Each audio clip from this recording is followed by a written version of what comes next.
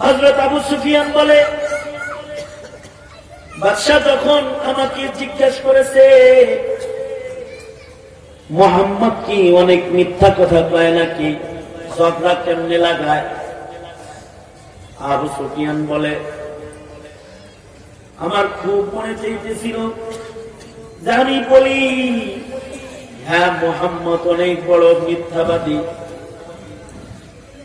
কিন্তু আমি যদি বাদশার কাছে মুহাম্মদকে মৃত্যুর হিসেবে পেশ করি, তাহলে আমার সাথে যে আমার খাদেম করতাম, আমার গোলাম, আমার সাথে সঙ্গী যারা আমার সঙ্গে ছিল, তাদের কাছে আমি নিজে মিথ্যাবাদী হয়ে যাব।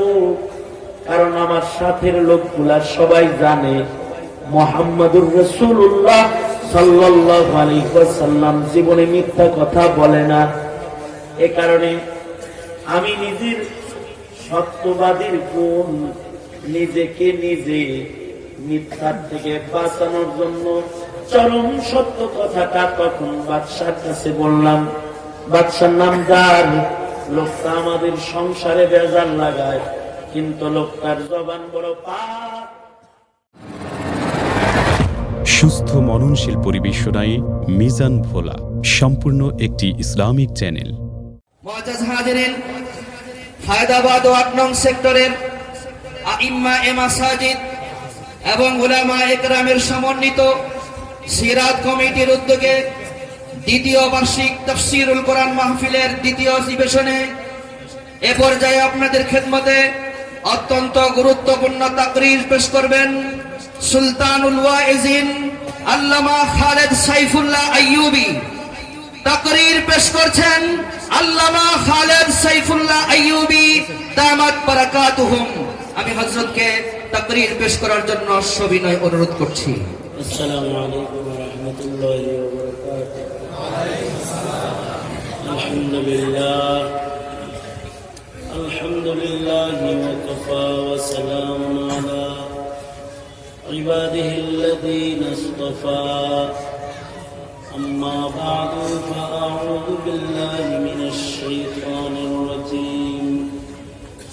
بسم الله الرحمن الرحيم. إنك لعلى خلق عظيم.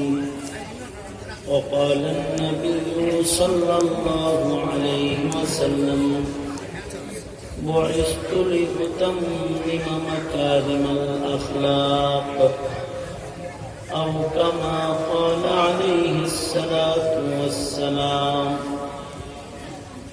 اللهم صل على محمد وعلى آل محمد كما صليت على إبراهيم وعلى آل إبراهيم إنك حميد مجيد. اللهم بارك على محمد وعلى آل محمد كما باركت على إبراهيم وعلى آل إبراهيم إنك حميد مجيد. بلغ العلا بكماله، كشف الدجى بجماله، حسنت جميع خصاله.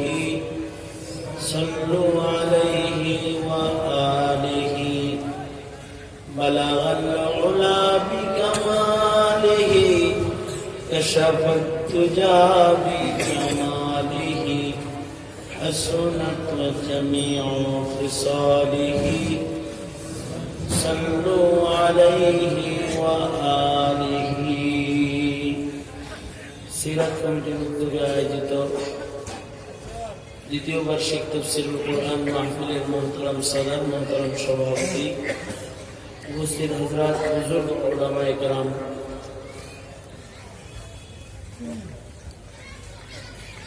সম্মুখপানে সমবেত দিন প্রিয়, ইসলাম প্রিয়, দিনদার ইমানদার মুমিন মুসলমান ভাইরা, বুড়া বগরা, যুবক ভাইরা, পর্দার আড়ালের মা বোনেরা, বিশ্বজগতের মালিক, বিশ্ব প্রতিপালকের বিশ্ব দরবারে কালিমাতুর শকর যে মহান রব্বুল আলামিন দয়া করে, মায়া করে, ভালোবেসে রহমতি বরকতি জান্নাতের টুকরা বাগানে উম্মতের ওলামাদের সোহবতে আমাদেরকে আল্লাহ তাআলা সর্বশক্ত বিজ্ঞান করেছেন। এই জন্য মালিকের দরবারে শুকরগুজার হয়ে শুকরিয়া আদায় করি, কালিমাতুর শকর পড়ি, আলহামদুলিল্লাহ। ওলামা হযরত আপনাদেরকে বিকাল থেকে নসিহত করে শোনাইছেন। বরকতের নিয়তে আমি আয়াত হাদিস আপনাদের সামনে পেশ করেছি। এগুলোকে সামনে করে কিছু কথা আপনাদের সামনে বলা, আল্লাহ পাক কিছু উপকারী কথা আলোচনা করার তৌফিক দান করেন, বলুন আমিন। পৃথিবীতে আল্লাহ তাআলা মানুষের আখলাক পরিবর্তন করার জন্য যুগে যুগে আল্লাহ তাআলা নবী রাসূল প্রেরণ করেছেন। আখলাক একটি মানব বৈশিষ্ট্য। পৃথিবীর অন্য কোনো প্রাণীর ভেতরে হলো আখলাক, এটা অন্য কোনো প্রাণীর শান না। আখলাক হলো ইনসানের শান। ইনসানকে আল্লাহ তাআলা আখলাকের নিয়ামতের শিক্ষা দান করেছেন। যুগে যুগে আল্লাহ তাআলা আল্লাহর মনোনীত পয়গম্বরদেরকে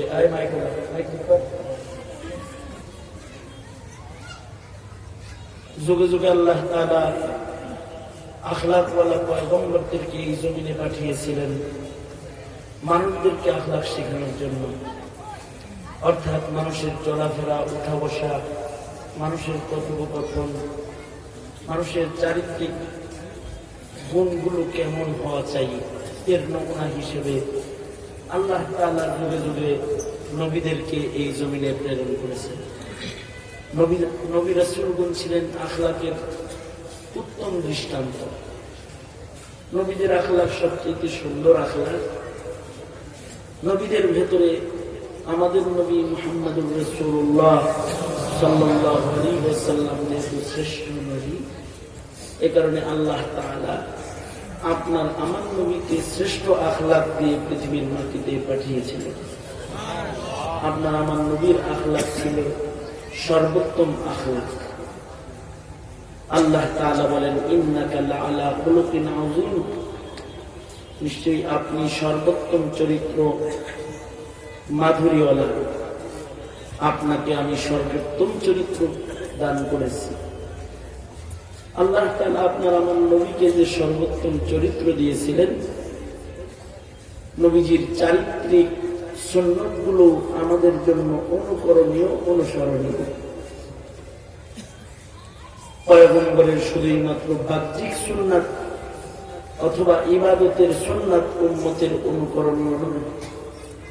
পয়গম্বর আলাইহিস সালাতু ওয়াস সালামের চারিত্রিক গুণগুলো উম্মতের জন্য অনুসরণীয়, অনুকরণীয়।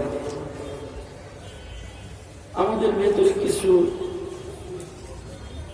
বাহ্যিক সুন্নতের অনুকরণ থাকলেও চারিত্রিক সুন্নত যেন আমাদের থেকে দিন দিন খুব বেশি বিদায় নিয়ে চলে যাচ্ছে। চারিত্রিক যে সকল গুণ, ওইগুলো অনুকরণের মাধ্যমে নবীজির অনুকরণ, এই স্পৃহা, এই উদ্দীপনা উম্মতের ভেতরে খুবই নগণ্য। টুপি, ধারি, পাঞ্জাবি, মিষ্টি খাওয়ার সুন্নাত, বিভিন্ন ইবাদতের সুন্নাত, এগুলো না যতটুকু দামি, এর চেয়ে অনেক বেশি দামি চারিত্রিক সুন্নাতগুলো, চারিত্রিক গুণগুলো। বাহ্যিকভাবে কেউ যদি নবীর সুন্নতের আমলে রঙিন হয়, শুধুই মাত্র কিছু চারিত্রিক গুণ যদি তার ভেতরে হাজির না হয়, তাহলে সূরাতান অথবা আমালান, বাহ্যিক আকৃতিতে অথবা ইবাদতে যদি সে লোকটা মুসলমানের মতন হয়, শুধু চারিত্রিক গুণগুলো, সুন্নতগুলোর অভাব হওয়ার কারণে তার নাম মুনাফিকের লিস্টে চলে যায়। এ কারণে মুনাফিকের আলামত আল্লাহ রাসূল বলেছেন চারিত্রিক দোষ মুনাফিকের। মুনাফিকের চারিত্রিক যে দোষগুলো আছে তার ভেতরে একটা দোষ হলো মুনাফিক মিথ্যাচার করে। মুনাফিক, মিথ্যা কথা বলে। চরিত্রের একটা মৌলিক গুণ হলো সত্যবাদী। এ কারণে পৃথিবীতে যত পয়গম্বর আল্লাহ পাঠিয়েছিলেন সকল পয়গম্বররা সত্যবাদী ছিলেন। আদম আলাইহিস সালাম সত্যবাদী ছিলেন, নূহ আলাইহিস সালাম সত্যবাদী ছিলেন, ঈসা আলাইহিস সালাম সত্যবাদী ছিলেন। সমাজের দুশমনরাও তাদেরকে সত্যবাদী হিসেবে চিনত। আমাদের নবী মুহাম্মদুর রাসূলুল্লাহ সাল্লাল্লাহু আলাইহি ওয়াসাল্লাম কাফির মুশরিকদের কাছে আল আমিন খেতাবে ভূষিত ছিলেন, আল্লাহ আল আমিন লকবে ভূষিত ছিলেন। আমাদের নবী আলাইহিস সালাতু ওয়াস সালাম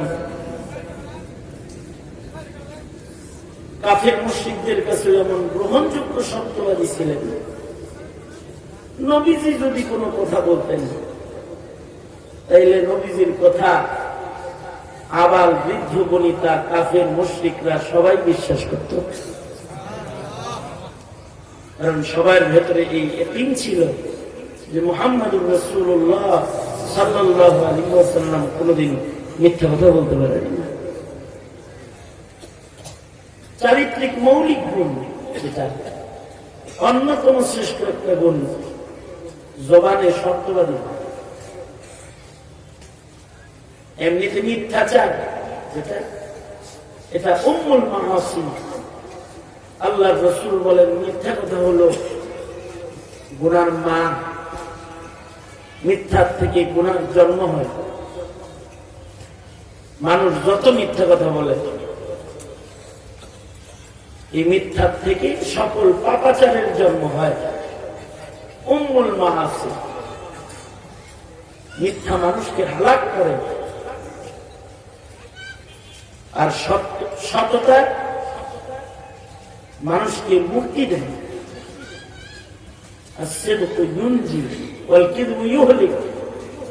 কেউ যদি মিথ্যা কয় তো সে হালাক হয়ে যায়। মিথ্যা মানুষকে হালাক করে, বরবাদ করে। এ কারণে পৃথিবীর সব নবীরা সত্যবাদী ছিলেন। আখলাক, আমাদের নবীজি এমন সত্যবাদী ছিলেন যে আমাদের নবী কোন খবর দিলে এই খবর বাচ্চারাও বিশ্বাস করত, শিশুরাও বিশ্বাস করত, নবীজির দুশমন যে সেও বিশ্বাস করত।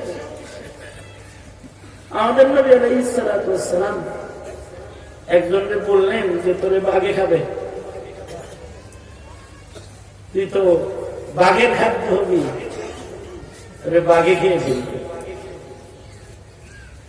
সে নবীর দুশমন, কিন্তু নবীর কথায় এত বিশ্বাস করছে জঙ্গলে যাওয়া ছেড়ে দিচ্ছে।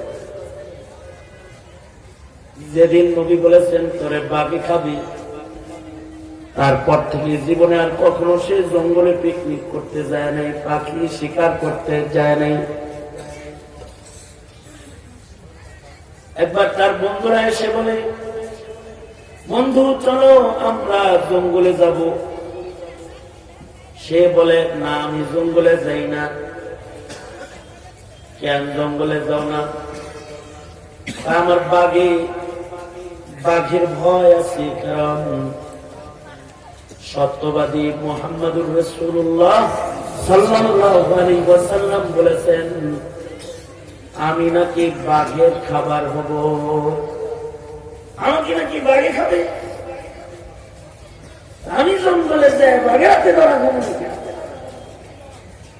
আর মুহাম্মদ মিথ্যা কথা বলে না, এজন্য আমি জঙ্গলে যাইতে ভয় পাই। অসুবিধা নেই, আমরা সবাই মিলে তোমাদের পাহারা দেব। দিনের বেলায় তোমাকে চতুর্দিকে পাহারা দিয়ে রাখবো, আর রাতের বেলায় তুমি ঘুমাবা, আমরা সবাই তোমার পাহারাদারি করব। এই পাহারাদারির শর্তে জঙ্গলে চলে গেল। আল্লাহ তাআলা পাহারাদারদের চোখের ভিতরে ঘুম দিয়ে দিলেন।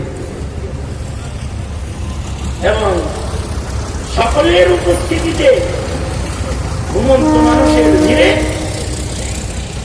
তাকে কাঁধে নিয়ে গেল। অর্থাৎ মুহাম্মদুর রাসূলুল্লাহ সাল্লাল্লাহু আলাইহি ওয়াসাল্লাম বলছেন, তোরে বাড়ি খাবে, এটা সত্য প্রমাণ করে আল্লাহ তাআলা তার হাবিবের সাদাকাত দেখায় দিল। নবী আলাইহিস সালাতু ওয়াস সালাম চারিত্রিক গুণে শ্রেষ্ঠ মানুষ। এ কারণে নবীজি যে কখনো মিথ্যা কথা বলেন না, এটা কাফেরও বিশ্বাস করে। একবার হযরত সাদ রাদিয়াল্লাহু আনহু উনি মদিনা থেকে মক্কায় বেড়াতে আসলেন। তখনও আরবের নিয়ম ছিল, কেউ যদি এক এলাকা ছেড়ে আর এক এলাকায় যেত তাহলে একজনের কফালাতি করতে হতো। এখনো যদি কেউ আরবে থাকতে চায়, আরবে যদি যেতে চায়, তাহলে ভিসা ছাড়া যেতে হবে। এখন যদি বাংলাদেশ থেকে কেউ উমরা করতে চায়, তাহলে সৌদি আরব থেকে কোনো কেউ তার কফিল হইতে হয়, তার একটা মুফা আসে। সৌদি আরবের একটা কোম্পানি তার কফিল হয়, আর পরে তার ভিসা স্ট্যাম্পিং হয়। আগের জমানায় মক্কায় যদি কেউ বেড়াতে আসতো, তাহলে মক্কায় অবস্থানরত কোন কাফেরের কাছ থেকে ভিসা নিয়ে তারপরে আসতে হইত। আল্লাহ রাসূল সাল্লাল্লাহু আলাইহি ওয়াসাল্লামের সাহাবী হযরত সাদ মক্কায় আসবেন, মক্কার এক কাফেরের কাছ থেকে ভিসা নিয়ে তার কফালতে মক্কায় ঢুকলেন। এইখানে যখন মক্কায় তিনি হযরত সাদ অবস্থান করতেছেন, যার বাড়িতে অবস্থান করতেছেন, সকাল বেলায় যখন তার বাড়িতে নাস্তা পানি করতেছে, এমন সময় তার বাড়িতে আবু জেহেলের আগমন আসছে। আবু জেহেল যখন আসছে, আবু জেহেলের হযরত সাদকে দেখি বলতেছে, তোমরা তো মুহাম্মদ সাল্লাল্লাহু আলাইহি ওয়াসাল্লামের লোক। এক পর্যায়ে তর্কে লিপ্ত হয়ে গেছে। তো উনি বলতেছেন, দেখো বেশি বড় বড় কথা বলো না, তুমি আবু জেহেল তো ইসলামের পয়লা যুদ্ধে ছোট ছোট বাচ্চাদের হাতে তুমি মারা যাবা। এটা মুহাম্মদুর রাসূলুল্লাহ সাল্লাল্লাহু আলাইহি ওয়াসাল্লামের জবানে আমি শুনছি। যার বাড়িতে বেড়াইতে গেছে, সে হযরত সাদকে বলে, আমাদের লিডারকে তুমি মরার হুমকি দিতেছ, যাও, তোমার সাথে আমার কোন দোস্তি নেই। না রাখলা দোস্তি, তবে শুনে রাখো, মুহাম্মদুর রাসূলুল্লাহ সাল্লাল্লাহু আলাইহি ওয়াসাল্লাম আরো একটা কথা বলেছেন, তোমাকে বদরের মাঠে আমি গলা কাটবো, তুমি আমার হাতে মারা যাবে। কারণ আমি যখন তোমার কফালাতে মদিনায় আসি, মদিনা থেকে মক্কায় আসি, তো নবী বলছে, কার কফালাতে তুমি মক্কায় যাও, ও তো তোমার হাতে শহীদ হবে, তুমি শহীদ হবা আমার হাত থেকে। এই কথাটা উচ্চারণ করার সাথে সাথে তার বাড়ির বাচ্চা এবং তার বাড়ির বৌঝি যা ছিল সব গড়াগড়ি করে কান্না শুরু করল। লোকজন চতুর্দিক দিয়ে আসলো, এসে বলে, তোমাদের বাড়িতে কি কোনো মানুষ মারা গেছে নি? তোমরা কান্দো কেন? কোনো মানুষ এখনই মারা যায় নাই, তবে একজন সত্যবাদী মানুষ একটা মৃত্যুর খবর দিয়েছে। সত্যবাদী মানুষটা হলেন মুহাম্মদুর রাসূলুল্লাহ সাল্লাল্লাহু আলাইহি ওয়াসাল্লাম। যার জীবনে কোনদিন মিথ্যা কথা বলেন নাই। তারিয়া সাহাবীর মুখে শুনলাম আমাদের বাবা নাকি ইসলামের পয়লা যুদ্ধে মারা যাবে, তিনি ভবিষ্যৎবাণী করেছেন। সন্তানরা বলে মাটিতে গড়াগড়ি করে কাঁদতেছি, এজন্য আমরা কনফার্ম আমাদের বাপ যদি যুদ্ধে যায় তাহলে যুদ্ধে সে অবশ্যই মারা যাবে, কারণ মুহাম্মদুর রাসূলুল্লাহ সাল্লাল্লাহু আলাইহি ওয়াসাল্লাম কখনো মিথ্যা কথা বলেন না। মানে কাফের বাচ্চারাও এটা জানতো যে নবী আলাইহিস সালাতু ওয়াস সালাম কখনো মিথ্যা কথা বলেন না। এটা আখলাক। আমাদের জীবনে মিথ্যাচার খুব বাড়তেছে, যত মিথ্যা বাড়তেছে তত আমাদের জীবনে অশান্তি বাড়তেছে, যত মিথ্যা বাড়তেছে তত চারিত্রিক অধঃপতন আমাদের হচ্ছে। দেশে মিথ্যা বেশি, এ কারণে অশান্তি বেশি। বাংলাদেশের মানুষের ভিতরে এখন সাদাকাত সত্যবাদিত্বের গুণ বেশি না মিথ্যার দোষ বেশি?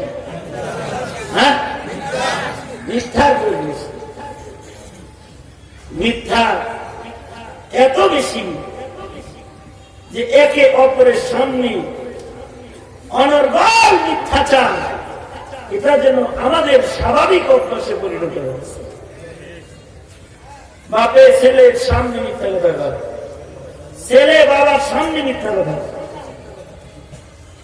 বাপ বলতে থাকে ছেলের মিথ্যা শিখায় দেয়, হ্যাঁ মোবাইল ছেলের কানে ধরায় দিয়ে কয় বাবা বাথরুমে আসছে। বাপ এই ছেলের শিখায় দেয় বল আব্বা বাথরুমে আসছে। ছেলে ফোনে কয় আব্বা বলছে আব্বা বাথরুমে আসছে। বাপ ছেলেকে মিথ্যা শিখায় দেয়, মা তার সন্তানকে মিথ্যার প্রশিক্ষণ দেয়। মিথ্যাচার এটা এখন এমন এক মহামারীতে পরিণত হয়েছে, মিথ্যা কথা যে আসলে কবিরা গুনাহ এটা মুসলমান যেন বিশ্বাসই করে না, এত বেশি মিথ্যাচার। আখলাক ফাঁসির মঞ্চে দাঁড়ায় সত্য কথা বলতে,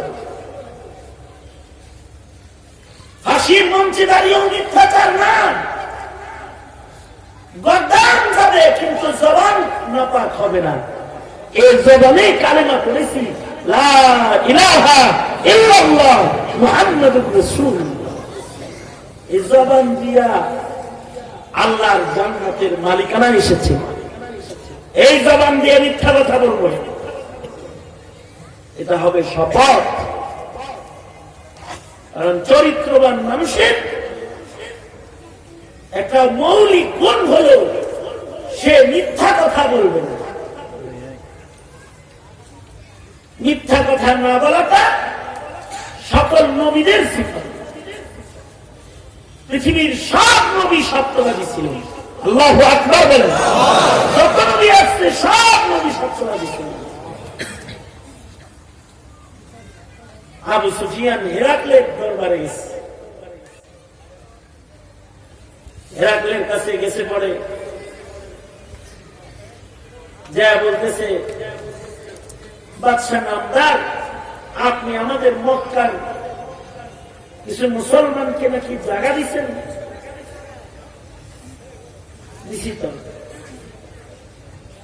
কেন, কি হয়েছে?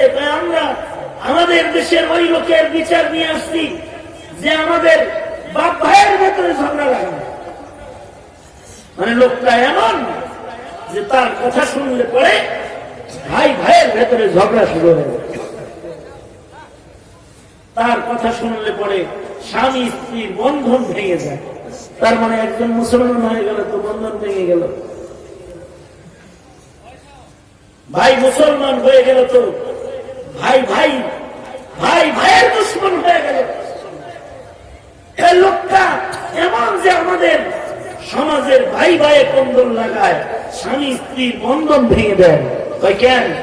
সে কতগুলো দাওয়াত দেয়, ওগুলো শুনলে আমাদের বাপ দাদার ধর্ম ছেড়ে আমাদের বাপ ভাইরা কালেমা পড়ে তার পতাকার নিচে চলে যায়। আবু সুফিয়ান মুসলমান হওয়ার পরে বলতেছে, আমাকে বাদশাহ জিজ্ঞাসা করলো, ওই লোকটা ঝগড়া কেমনে লাগে? নিশ্চয়ই ওই লোকটা অনেক মিথ্যা কথা করে না? হযরত আবু সুফিয়ান বলে, বাদশাহ যখন আমাকে জিজ্ঞাসা করেছে মুহাম্মদ কি অনেক মিথ্যা কথা কয় নাকি, ঝগড়া কেমনে লাগায়, আবু সুফিয়ান বলে, আমার খুব মনে চাইতেছিল যে আমি বলি, হ্যাঁ মুহাম্মদ অনেক বড় মিথ্যাবাদী, কিন্তু আমি যদি বাদশার কাছে মুহাম্মদকে মৃত্যুর হিসেবে পেশ করি, তাহলে আমার সাথে যে আমার খাদেম করতাম, আমার গোলাম, আমার সাথে সঙ্গী যারা আমার সঙ্গে ছিল, তাদের কাছে আমি নিজে মিথ্যাবাদী হয়ে যাব।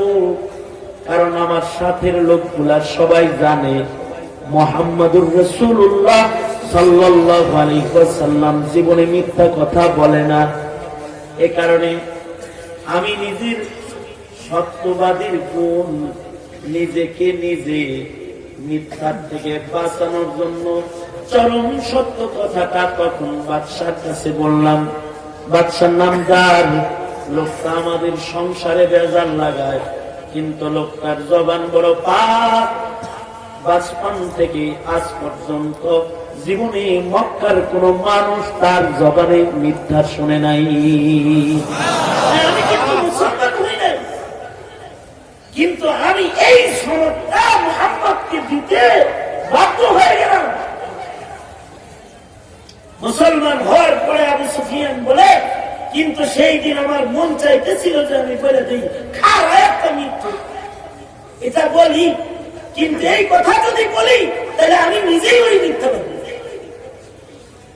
তাহলে চরিত্রের একটা বড় গুণ হলো সত্যবাদী হওয়া। জীবনেও আর মিথ্যা কথা বলবো না, এটা আমাদের জীবনের একটা প্রতিজ্ঞা হওয়া চাই। চরিত্র সংরক্ষণে মিথ্যা বর্জন করুন। খালি পড়লেই হয়, মিথ্যা বলা মহাপাপ।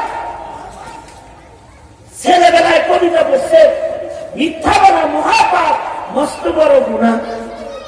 এটা ছোটবেলায় পয়লা ক্লাসের বাংলা বইয়ে কবিতা পড়ছে, কিন্তু ও কবিতার স্মরণ নাই। আর এই মোবাইল আসার পরে যে মিথ্যা কথা শুরু হয়েছে, মিথ্যা কথা খুব বাড়ছে মোবাইল আসার পরে। এই মোবাইল আসার পরে মানুষের কথোপকথন বেড়েছে, শব্দ দূষণ বেড়েছে, শব্দ বেড়ে গেছে, মসজিদের ভিতরে শব্দ বেড়ে গেছে। আগের জমানায় মসজিদে কোনো আওয়াজই ছিল না, এখন মসজিদের ভিতরেও শব্দ বেড়ে গেছে। পকেটে মোবাইল আছে, নামাজে ইমামের কেরাত শোনা বাদ দিয়া হ্যাঁ রিংটনের হিন্দি গান শোনান লাগে নামাজের কাতারে দাঁড়ায়। শব্দ দূষণের মাত্রা এত বেশি। আর যারা মাশাআল্লাহ নতুন নতুন মোবাইল ব্যবহার করে, এরা তো ফোন আইলে সহজে ধরে না, মানে বুঝায় যে হে যে বিজি, আওয়াজে মানুষ সব দেখুক। রিং আসলে পরে আগে কতক্ষণ দেখে কে করলো, সবাই আওয়াজ শোনাইতেছে, এর আওয়াজে সবাই বিরক্ত।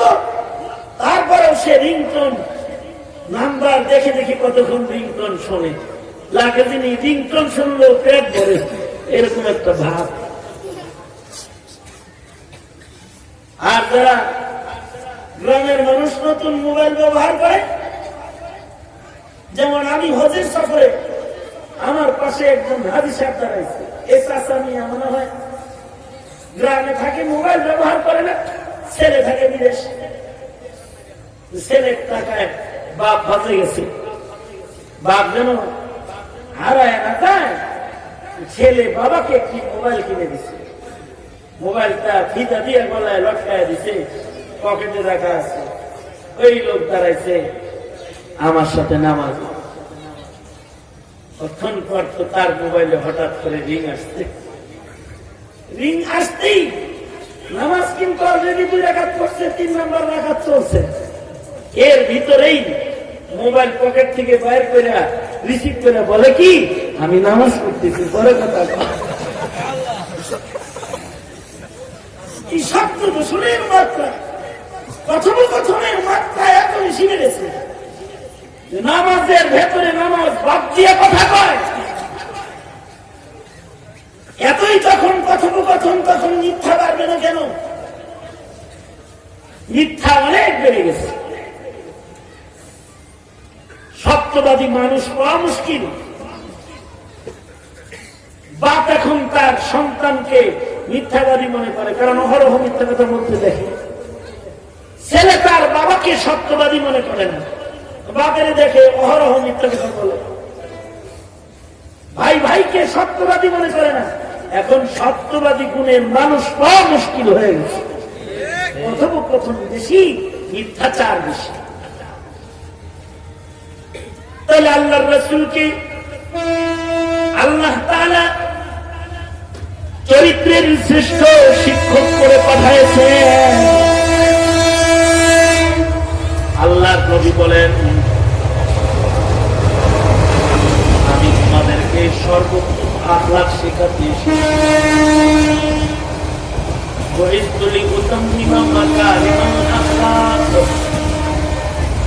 শ্রেষ্ঠ আখলাক, শ্রেষ্ঠ চরিত্র মাধুরী দিয়ে আমি আবির্ভূত। আল্লাহর রাসূল বলেন, আমি শ্রেষ্ঠ চরিত্র মাধুরী নিয়ে জমিনে এসেছি। আর আল্লাহ তাআলা বলেন, ইন্নাকা লাআলা খুলুকিন আযীম, নিশ্চয়ই বন্ধু আপনাকে আমি সর্বোত্তম চরিত্র মাধুরী দান করেছি। সর্বোত্তম চরিত্র মাধুরীর মৌলিক একটা সিফাত হলো, চরিত্রবান মানুষ হতে হলে সত্যবাদী হতে হয়। মৃত্যু কখনো চরিত্রবান হতে পারে না। তাই যদি আমরাও চারিত্রিক গুণে যদি আল্লাহর কাছে প্রিয় হতে চাই, আর নিজেকে যদি মুনাফিকের দোষ থেকে বাঁচাতে চাই, তাহলে জবান পবিত্র বানানো চাই। মিথ্যা কথা বলা যাবে না। মুনাফিকের 3 আলামতের এক আলামত, যখন সে কথা কয় তখন মিথ্যা কথা। মুনাফিক কোন ওয়াদা করলে ওয়াদা খেলাফ করে, ওয়াদা আসনা ওয়াদা খেলাফ না করা, এটাও চরিত্রের মৌলিক একটি গুণ। ওয়াদা খেলাফ না করা, কারোর সাথে ওয়াদা খেলাফ হবে না, হাত্তাকে কাফেরের সাথে ওয়াদা খেলাফ হবে। কাফের মুশরিকের সাথেও যদি কোন ওয়াদা থাকে, তাহলে মুমিন তার ওয়াদা